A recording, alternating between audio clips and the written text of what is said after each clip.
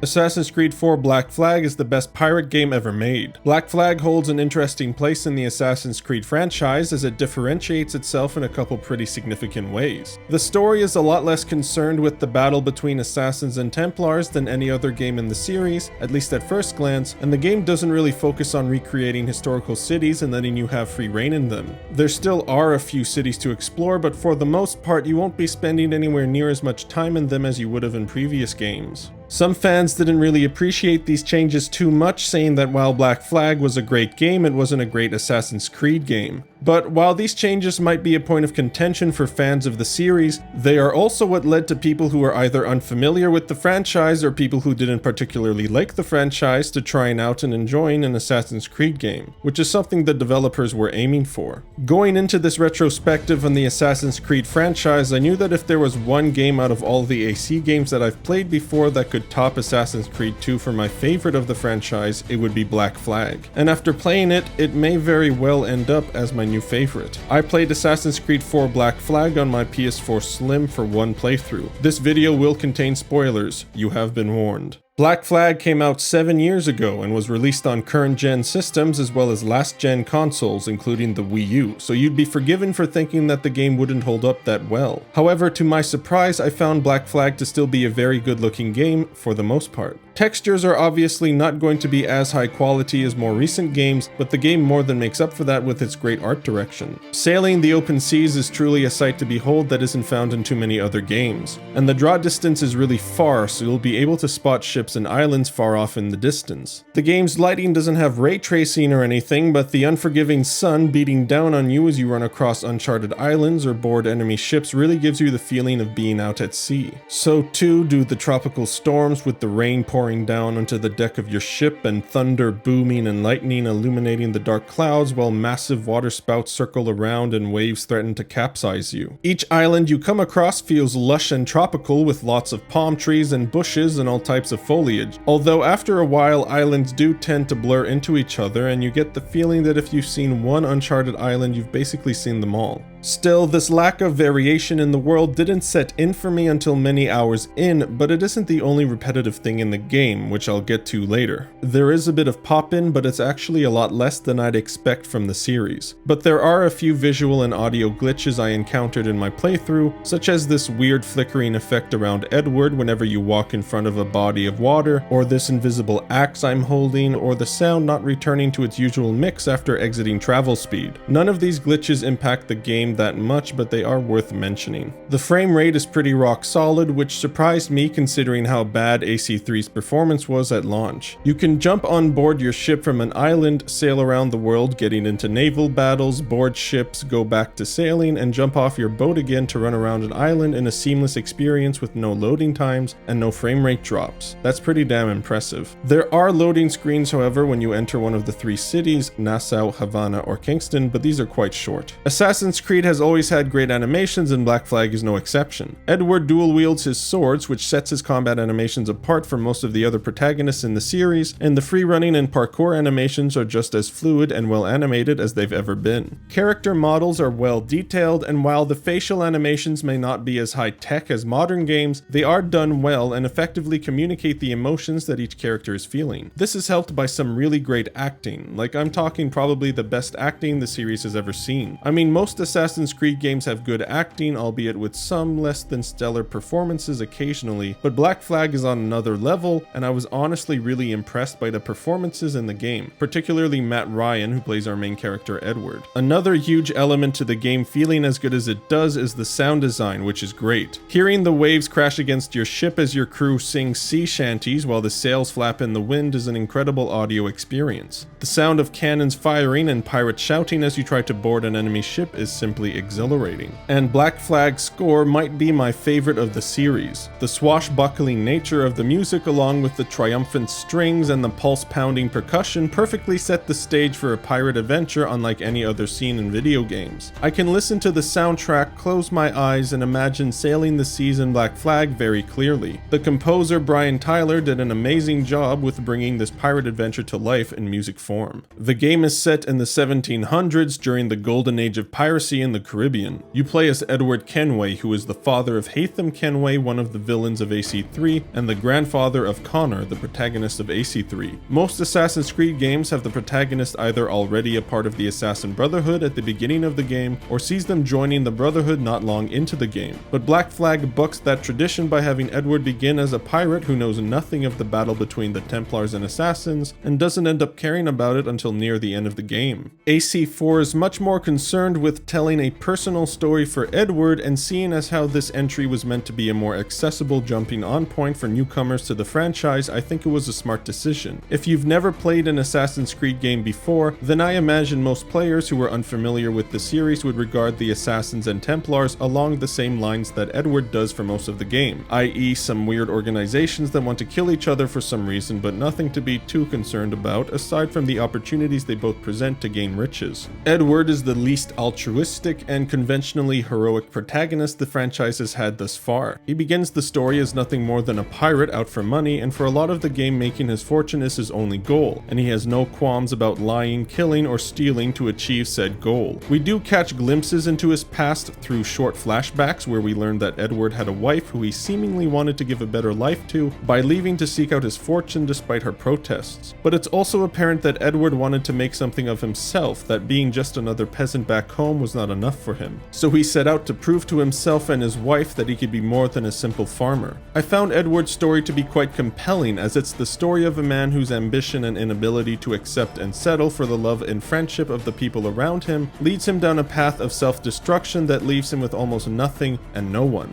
After hours of Edward doggedly chasing his goal, after all his friends have either died along the way or left him, he finally comes to the realization that it wasn't worth it. We finally see an Edward who realizes that his path has left him almost completely alone, with no direction in his life. It's at this point that Edward joins the Brotherhood and begins the journey of redeeming himself. I really like the story of Black Flag. It's filled with excellent writing, both dialogue and character-wise. There's a scene at the end of the game where Edward sees a vision of all the characters we lost along the way, and it surprised me just how much I actually came to care about these characters and their relationships with each other, particularly Blackbeard and Mary. And the ending itself is also very beautiful and bittersweet. After years of being away from home, Edward received a letter informing him that he had a daughter that he didn't know about. His daughter arrives at Edward's island, and Edward sets sail for England, ready to begin a new adventure as a changed man and father.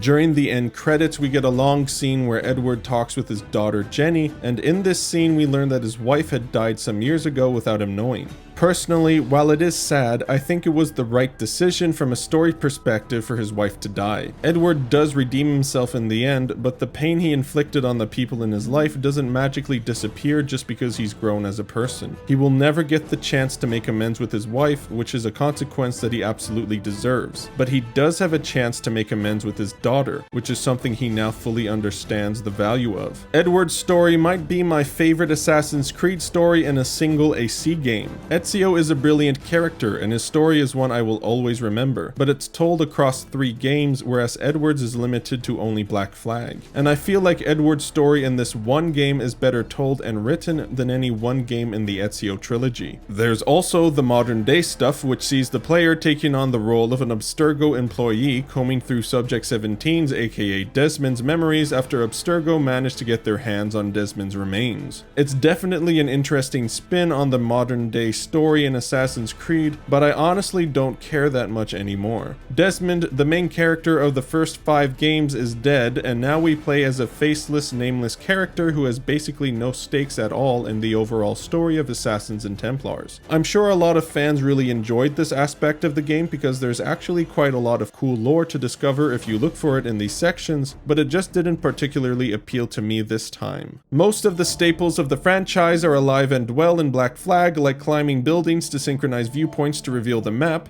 looting chests, and doing assassination contracts. But the real meat and potatoes of AC4 is the sailing mechanic. AC3 is the game that introduced the naval element to the series, but while it was a great part of the game, it was mostly relegated to small optional side missions and a handful of main story missions. It was a great first draft for the fully realized vision of Black Flag. Sailing controls well, with 3 different speeds you can choose between depending on what you're doing. There are obstacles that can impede your sailing, such as storms that can damage your ship due to rogue waves if you don't position yourself correctly, or water spouts that will drag your ship towards them if you get too close. Enemy ships are another danger to avoid or a resource to exploit. While sailing, you can use the spyglass to mark vessels and see what resources they have to offer. You can then engage enemy ships in battle and either sink or board their ships. Sinking an enemy ship is faster than boarding them but yields significantly less resources. When boarding an enemy ship, you will need to complete certain objectives to successfully complete the boarding sequence. Requirements range from killing a certain amount of enemy crew, killing specific members of the enemy crew like a captain, or a couple other things like exploding gunpowder barrels or removing the ship's flag. Once you've successfully boarded a ship, you have a choice of repairing your ship if it's been damaged, recruiting the enemy crew to replenish your supply of crew, which is a resource that you need to be mindful of and will also lower your wanted level at sea, or sending the ship to Kenway's fleet, which is this game's version of the AC economy system. Your ship has a few weapons at your disposal, such as the mortars, which are used for long distances, or your broadside cannons, which are heavy-duty up-close cannonballs that deal massive damage. You can upgrade your ship with either cosmetic upgrades to change things like the colors of your sails or your ship's wheel, or upgrade your ship's weapons and armor to make it more effective in combat. These upgrades cost a lot of money, which is where the economy system comes in. Once you've captured an enemy ship and added it to Kenway's fleet, you can send it on a trade route to gain rewards like money or resources or even cosmetics. The more ships you have, the more routes you can send them on. You need to buy docks to house your ships, the currency for this being diamonds. You can gain diamonds from trade routes or from winning ship battles in this mode.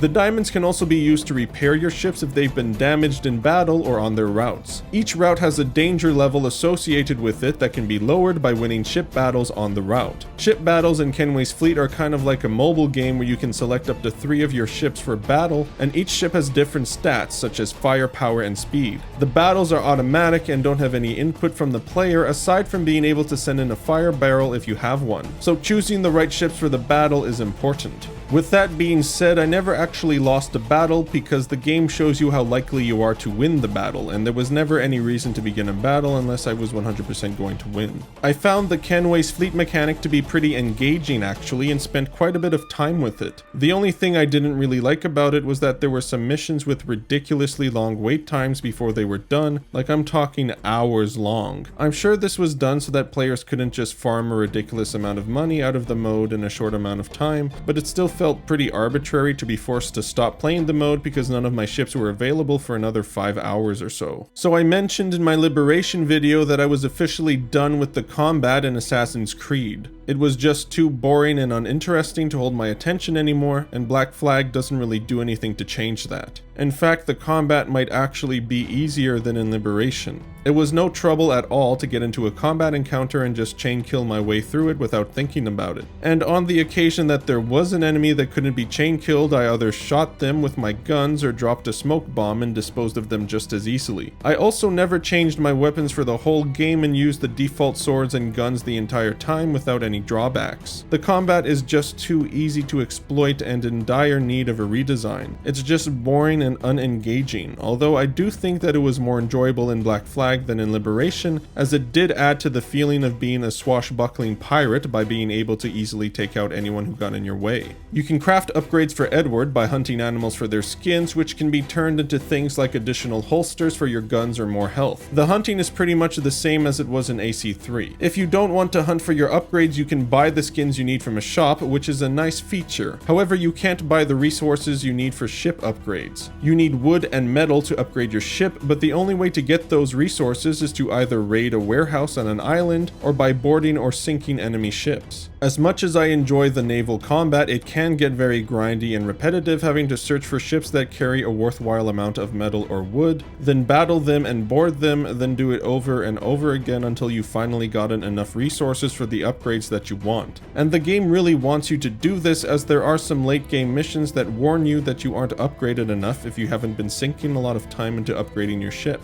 I thought I had been upgrading my ship a lot, as that was pretty much the only thing I was spending my money on aside from outfits for Edward, but I guess not. This wouldn't be so bad if they also allowed you to buy metal and wood like they allow you to buy whatever animal skin you want. Speaking of repetitive, that's really this game's and the AC series as a whole's Achilles heel. There is a lot to do in Black Flag, but most of it isn't particularly interesting. Side activities include looting chests, collecting animus fragments, synchronizing viewpoints, completing assassination contracts, collecting messages in bottles, catching sea shanties, and searching for buried treasure. And at first it's pretty awesome running around a city or island and doing all of these things. But after a while it just becomes painfully obvious that that's all the game has to offer in this regard. Looting chests from one island to another is never more interesting or fun, neither is collecting animus fragments or collecting bottles. They're just mindless menial tasks that make the game feel like some sort of collectathon. And I'm not saying that there's anything wrong with a collectathon style game like Super Mario Odyssey, but those games are specifically designed to make collecting all the things interesting with tons of different worlds and challenges. But as I said earlier in the video, islands don't really look or feel that different from each other, and collecting those collectibles just requires you to run up to them and press a button, then run to the next one without there being any sort of interesting challenge or unique scenario to make it more interesting.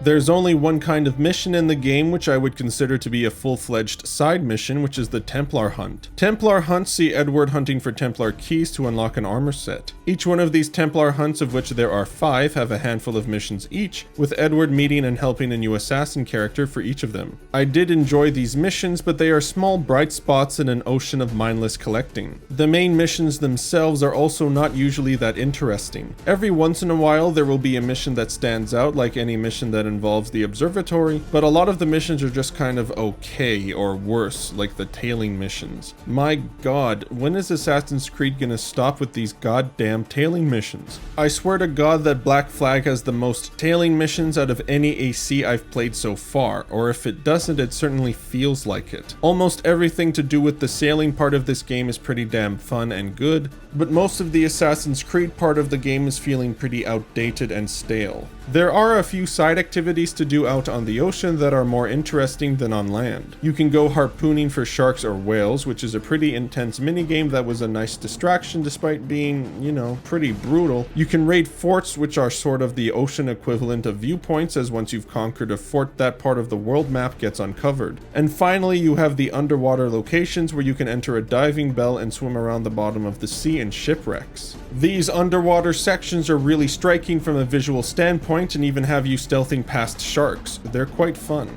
Overall, Black Flag managed to breathe new life into the series by expanding and focusing on the sailing mechanic so much. But the actual Assassin's Creed formula that we've seen for 7 games now is showing its age. Black Flag does have multiplayer, and I was able to play a couple of games. It's definitely a unique multiplayer experience, but it's not something that really holds my interest as someone who isn't that into multiplayer games anyways. Freedom Cry is the story DLC for Black Flag. It takes place quite a while after the ending of Black Flag and has the player taking control of Adewale, who was Edward's quartermaster for most of the game before he left to join the assassins once he saw the path of destruction that Edward had chosen for himself. Freedom Cry is separate from the main game's world, with its own smaller open world to explore, complete with its own islands and a new small city. The story of Freedom Cry sees Adewale attempting to aid the slaves on the island of Port-au-Prince. The DLC has changed a few of the mechanics of the main game by tying them into the themes of slavery and liberation. Adewale will unlock new upgrades and weapons based on the amount of slaves and freedom fighters he's freed. You can rescue slaves that are being auctioned, or free them from cages, or help runaway slaves being hunted down by their enslavers. Freedom Cry's story deals with heavy subject matter, which, while being pretty short, helped the story feel weighty and impactful. There was one scene in particular that stood out to me where Adewale attempted to rescue slaves from a ship, only for the ship to be damaged by its escorting ship to prevent the slaves from being freed. Adewale then boarded the ship to try and free as many slaves as he could before the ship sunk, ultimately failing to save the majority on board. It was a very harrowing and disturbing mission that might actually be the most memorable out of the entire Black Flag game experience. The only issue I have with Freedom Cry is that the game decides to, not exactly level gate because you don't have a level in the game, but you need to rescue a certain amount of slaves in order to continue the main story. So there were a couple times where I was unable to progress in the game until I rescued some more slaves, which I understand why they wanted to encourage you to engage with the side activities, but I will never be a fan of arbitrarily blocking the main path in an open world game in this manner. But Freedom Cry is definitely my favorite DLC in the franchise so far, and I would definitely recommend it to anyone who enjoyed Black Flag. After finishing the script, I think I can safely say that while I do love Black Flag, I don't think I like it more than Assassin's Creed 2. And this is probably mostly due to nostalgia more than anything, as I think it's actually a better game than AC2. Black Flag is absolutely a unique experience in the franchise with some awesome visuals, amazing music, an incredible pirate experience, and a great story. Still, there are some issues with the actual assassin part of this Assassin's Creed game, with too many repetitive side objectives and missions, along with dated combat mechanics that do hold the game back a bit. But at this moment in time, it's my second favorite of the series. I'm going to give Assassin's Creed 4 Black Flag an 8.5 out of 10.